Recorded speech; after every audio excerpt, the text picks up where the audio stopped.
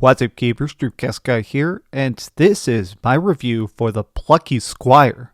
Now, to be honest with you, this video shouldn't exist. I'm actually currently very busy with a lot of very big projects, so I just decided to install the game and check it out. The developers sent me a code, and I told myself, okay, I'll play the first level, and if it's fun, I'll keep going. If the second level completely blows my mind, I'll keep going. And by the end of the day, I had completely by accident finished the entire 8-hour game with the biggest smile on my face.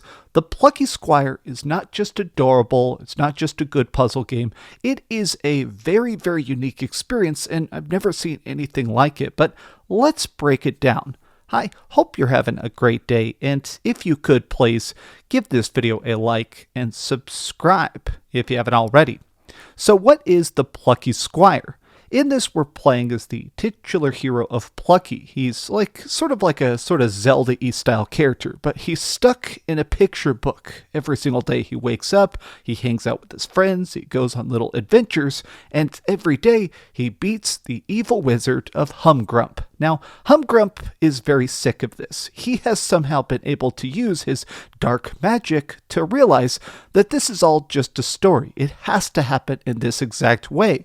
So he gets the ability to kick Plucky out of the picture book. So throughout the course of this game, there is so many interesting meta levels to it because Plucky wants to be a writer, but he's also a person now that can go into and out of the book. So this is both a 2D RPG that's incredibly fun and a 3D RPG that's incredibly fun.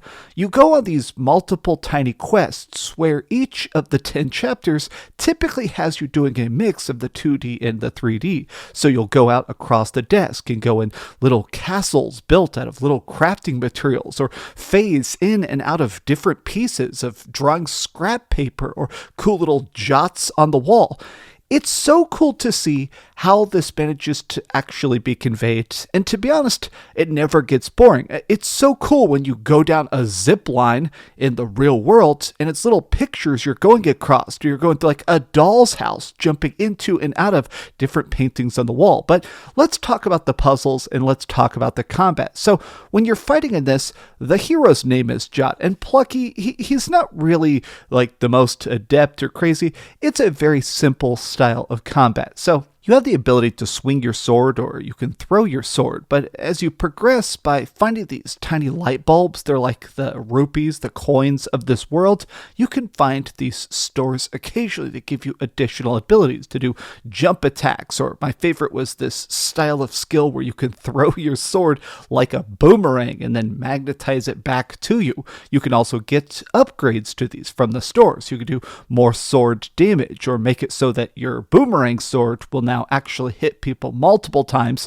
and then come back. So it's little teeny tiny upgrades. There's not like a ton of depth to it. The real appeal of this is that ability of Jot to write. Because he wants to be an author as well as an adventurer, it's got this interesting mechanic where in a lot of rooms, you have to solve a word puzzle and a block puzzle at once. So say there's like a thing that says the bridge is broken and it's written in that storybook font.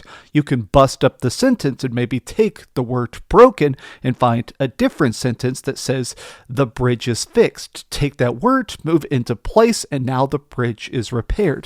Now, this sounds simple at first, but I'll fully admit, some of the puzzles in this game really stumped me because you can still leave the book. Anytime you find these green portals, you can pop back out into the 3D worlds and then pick a page. Instead of just being in a current area, you can actually go back to other places. You can flip the pages and tilt the book to even solve puzzles like that. So you end up having to really think not just about the current puzzle, but previous puzzles as well.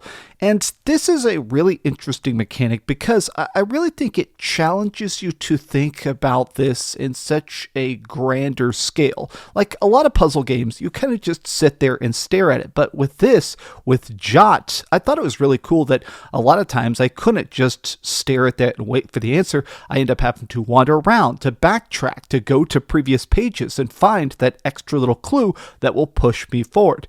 I love the puzzles in this, but additionally, I think it's so cool the extra abilities we unlock to manipulate the book, to do extra stuff. It's more than just a meta-narrative. I like the fact that it feels like a mind bender. Now, some people are going to think this is a bit hyperbolic.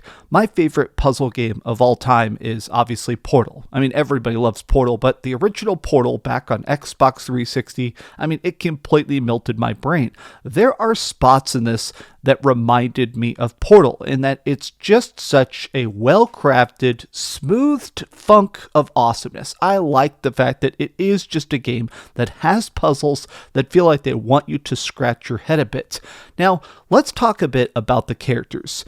This is a fun game because not only are all the characters incredibly adorable, they've all got, like, each of the people we party up with, Jot's friends, each of them has like a job and a hobby. So you've got a friend that's a wizard, but she also wants to be an artist herself. So she'll talk about painting or different stuff of collecting puzzles. You've got a buddy that's a rock climber that also has his own ambitions, or even our main character, Jot. He's the hero of this, but he also wants to be an author. So when you encounter characters, they'll talk about not just your real adventures, but they'll be a fan of your books. I don't know. I think this is just so cute that it shows that you don't have to be a two-dimensional character, even a two-dimensional world. That's just such a cute idea. But I have to say, my favorite part of this game is certainly that it has a good shock to it. When you leave the book and actually have to explore the 3D world, not only does it look cool, not only does it have incredibly good design, it looks very realistic. It actually conveys this messaging of you're breaking into another dimension in such a fun way. I mean, 3D Jot looks great. The monsters look great. Trying to sneak around before you get your weapon in the real world and stuff like that. Every part of this just plays so good. I was impressed the whole way through. But let me talk about my two complaints.